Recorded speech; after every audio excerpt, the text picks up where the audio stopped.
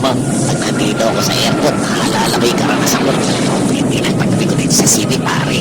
Bakit? Anong karanasan ba yun? Biro mo, meron akong katabing Amerikano yata yun eh, sa aeroplano, no? Ba't tinignan ako? Katabi sa akin eh, tinitignan ako ng mula ulo hanggang paa. Sabi sa akin eh, hey you, what kind of is are you? Sabi ko, excuse me, what do you mean? I mean, what kind of is are you? Are you a Japanese, Chinese, or Vietnamese? Tapos sabi ko, oh, none of those, sir. I'm a no. Tapos sabi niya, what do you mean no? I'm a Filipino. Okay yung sagot mo, pare, ha? Di napahiya siya. O, anong sabi niya? Well, you all look the same to me. Arrogante, no? O, sabi mo? Sabi ko naman, how about you, sir? What kind of key are you? Tumingin sa akin ng pailalim, pare. Sabi sa akin, what do you mean? Well, I mean, sir, sabi ko, what kind of key are you? Are you a monkey, a donkey, or a Yankee?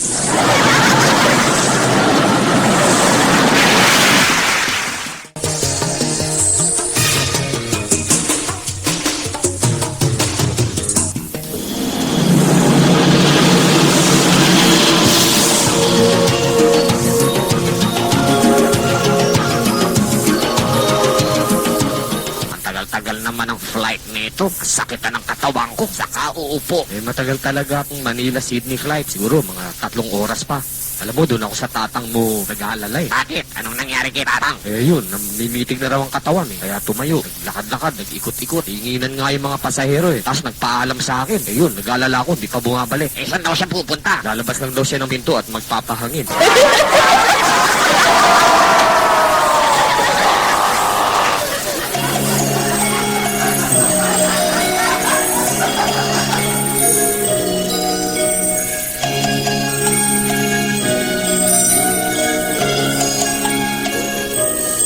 Ano ang lalabas na kulay kapag pinaghalo mo ang asul at saka pula? Eh, di ano, violet. Ayun, tama. Bakit mo na itanong? Nagtitinda ka ba? Hindi, kasi si Barog, pare, ginulpi niya yung asawa niya. Anong nangyari? Ayun, asul at pula ang muka dahil pasa-pasa. Tumawag na pulis. Hinuli yung lalaki. Yun, sinard siya. Domestic violet.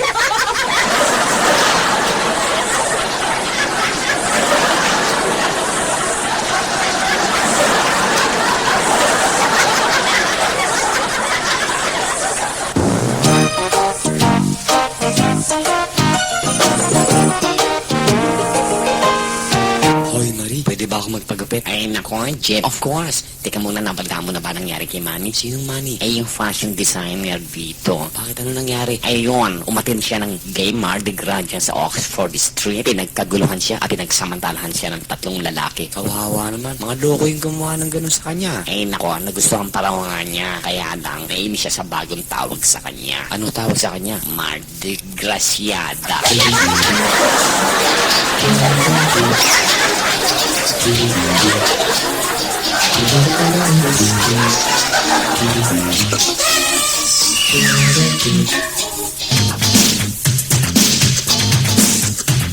Paring Dudong, kamusta ka na? Ito pare, medyo masama ulo ko eh. Anong nangyari? Paano kahapon nasa city ko? Nilapitan ako ng parking officer. Sabi sa akin, lumayas ka dyan. Hindi mo ba nakikita yung sign? No standing. Eh di, lumayas ako. Medyo asar ako. Tumabit ako. Huminto ako, no? Sabi sa akin, lumayas ka rin dyan. Hindi mo ba nakikita? No parking. Ayan yung sign. Asar na asar ako. Umalis na ako. Pumunta ako sa malayo. Aba, sinuntampain ako. Sabi sa akin, hindi mo ba nakikita yung sign? No stopping. Eh di, asar na ako. Lumayas na ako. Argumentoin ko sana. Sasabihin ko na sa kanya. Baka racist yun na ako. Ayun, pasensya na lang ako. Eh, cool ka lang talaga rito, pare. Dahil tayo sumusunod sa batas. Kaya susunod, pag pupunta ka ng city, huwag mo nang dalhin yung kotse mo. Eh nga, hirap pare. Wala naman akong dalang kotse nun eh.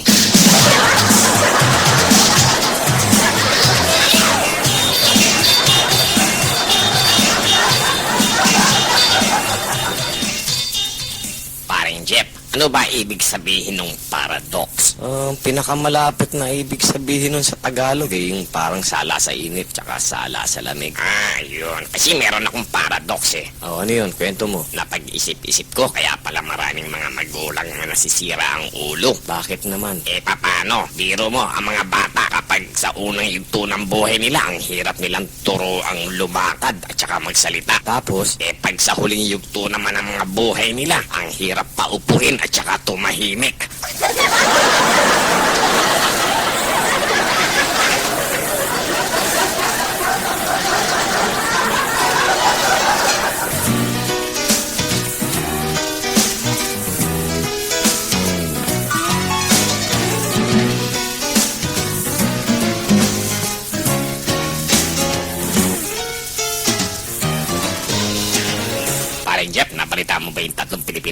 Krishna tapos nagpunta sa Tibet?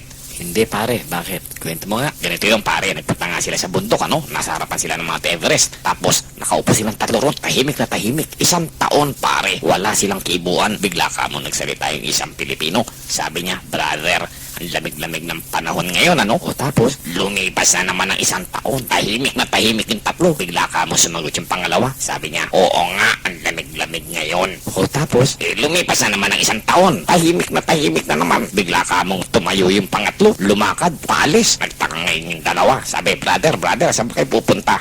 Paano ba tayo makapag-concentrate niyan? Ang ingay-ingay nyo.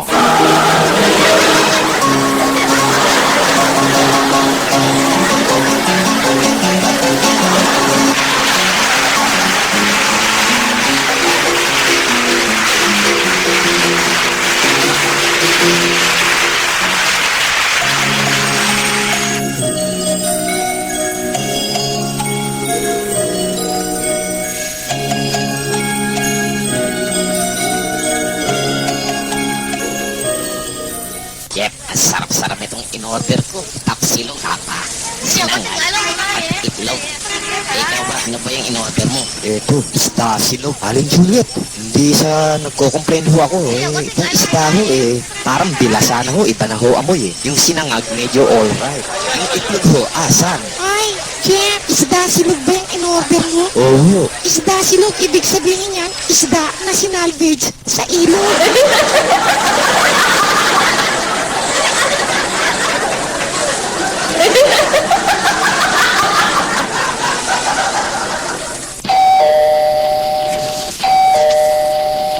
Come in, the door is open. Jeff, si Dudong. Samahan mo naman ako sa chemist, pare. Sige, ano ba bibilin mo ron? Bibili ko ng electric Colgate. Electric Colgate? Ngayon lang ako nakarinig dun Saan mo gagamitin yun? Pare, niregaluhan ako ng electric toothbrush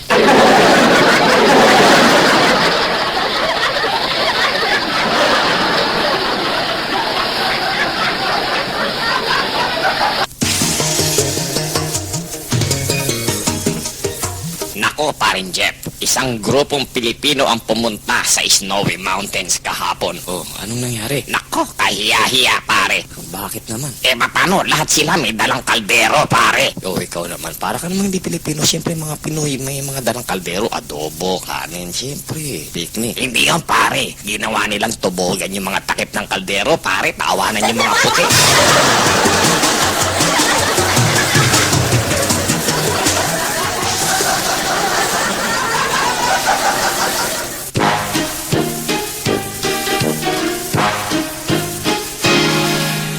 Parin Dudong, nasa lubong ko si Popoy. Nanalo daw siya ng bulong braso sa Royal Easter Show. Ang payat nun, Paano nanalo yun? Ewan ko pare, biro mo, 3 puti yun, nakapila. Pinataob niya lahat, lalaki ng katawan, puro sisiw. Alam ko, sikreto nun, steroids. Hindi pare, ang ginawa niya raw, dinurog niya yung mga tableta, nilagyan niya ng langis, at saka iminasahin niya sa mga braso niya. Ubod ng tigas daw. Ano bang tableta yun? Viagra.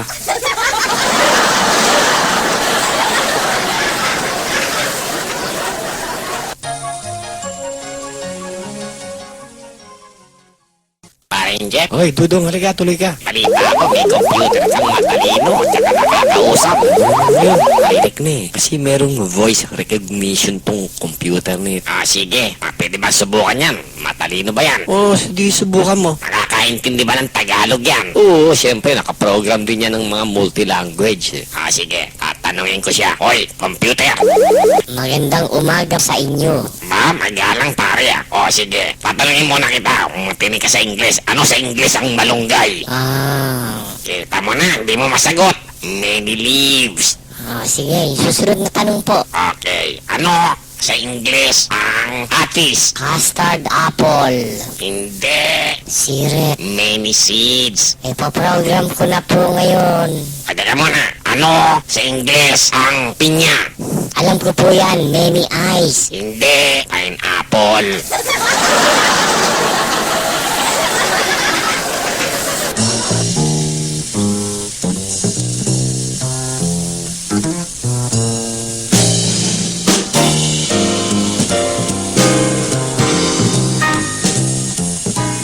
Pare, uuwi na na ako, pare. Hirap na ako magtatago.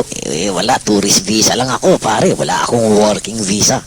Kawawa ka naman. Mabuti yata, pumasok ang referee. Referee? Anong ibig mo sabihin? Referee sa basketball? Hindi. Referee sa rugby league. Football yun, pare. Dahil kagabi, nanonood ako ng TV. Yung mga referee doon, pare, nakasuot pa ng t-shirt na puti. Tapos, nakatak sa t-shirt nila, pare. TNT.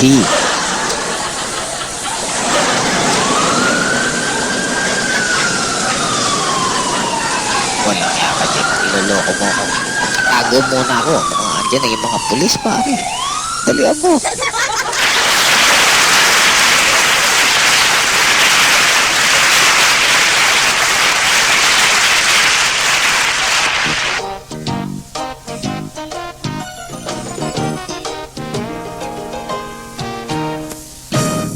Paring Dudong, nabalitaan mo na ba yung tungkol sa pain transfer machine? Hindi pa pare, ano ba yon? Pare, kapag nanganganak yung babae, yung sakit ang panganganak nalilipat sa ama. Aba, iba-iba na talaga ang mga naimbento ngayon. Kaya lang nagkaroon ng problema. Anong problema yon? Ethical. Anong ibig mong sabihin? Paano ginamit nila? Merong isang babae nanganganak, halos mamatay na sa sakit. Sabi niya, gamitin niyo ng doktor yung machine. Ayaw ng doktor, baka daw kung ano mangyari sa ama. Sabi naman ng babae, kung siya naman daw ang mamamatay, madadamay pa yung bata. Sa mga katuwid, ginamit ng doktor kahit nag-aalala siya para dun sa ama. Tapos, nakaraos yung babae. Tinignan nila yung ama. Nasa labas ng delivery room. Namumutla. Pero ayos naman. Pero nung umuwi yung mag-asawa, kasama yung baby nila, nagulat sila. Bakit? Paano? Yung hardinero, nandun sa loob ng kwarto nila, nakahiga sa kama, hawak-hawak yung tiyan, namimilipit sa sakit. Sabi ng babae, Ay, bako.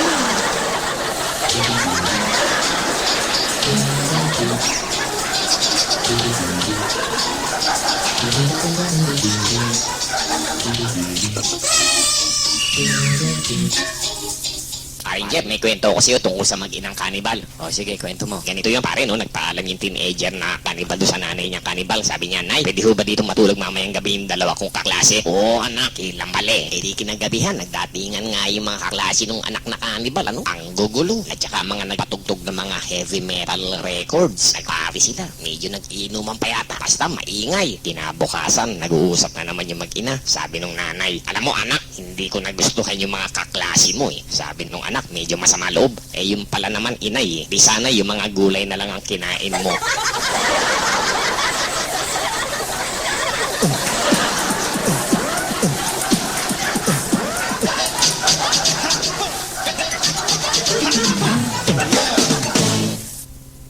Paring Jeff, hindi ko alam kung narinig mo na ito tungkol doon sa isang Pilipinong ginulpi sa King's Cross. Hindi pa siguro. Eh ganito, nagpunta yung Pilipino, may kasamang Australiano at saka Amerikano sa King's Cross at saka pumasok sa isang striptease joint. Ang nangyari, may sumayaw ng babae, no ha? Kumembot, nakatalikod sa harapan ng mukha ng Amerikano. Ang ginawa ng Amerikano, kumuha ng $20, isiningit niya sa pagitan ng likod ng babae, no ha? Ang sumunod namang tinapatan, yung Australiano, kumembot din, ang patalikod, kembot ng kembot. Ginawa ng Australiano, kumuha ng $20 din at saka niya isiningit doon sa pagitan ng babae, no? Doon sa likuran, ano ha? Tuwan-tuwa naman yung babae. Nung sumunod naman siya kumembot sa harapan ng Pilipino, ang ginawa ng Pilipino, kinuha niya yung credit card niya, at saka niya inislide doon sa pagitan, kinuha pa yung $40. Ayun, ginulpi siya.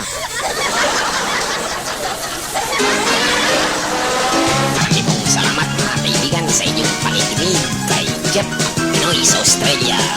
Si Jeff. At si Dudong hanggang sa muling pakikinig.